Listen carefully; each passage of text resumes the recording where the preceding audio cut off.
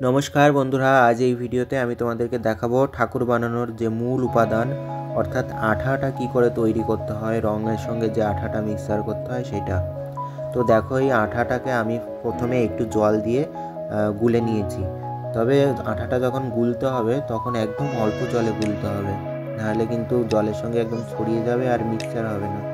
দেখো তারপরে বেশি জল দিয়ে আমি গ্যাসে বসিয়ে দিয়েছি।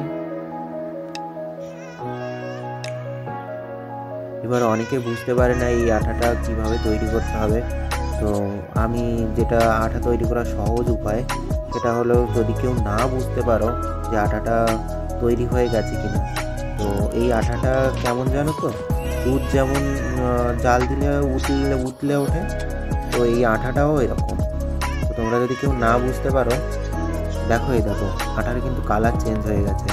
এই একটা উপায় যে কালার চেঞ্জ হয়ে গেলে বুঝতে হবে আঠা তৈরি হয়ে গেছে। আর যদি তাও না বুঝতে পারো তাহলে দেখো যেমন করে দুধ উতলাচ্ছে এমন করে উতলাতে থাকবে। তো এরকম করে অন্তত 2 থেকে 3 বার উতলালে মোটামুটি বুঝে নেবে যে আঠাটা তো তৈরি হয়ে গেছে। তো দেখো আমার আটা তৈরি হয়ে গেছে।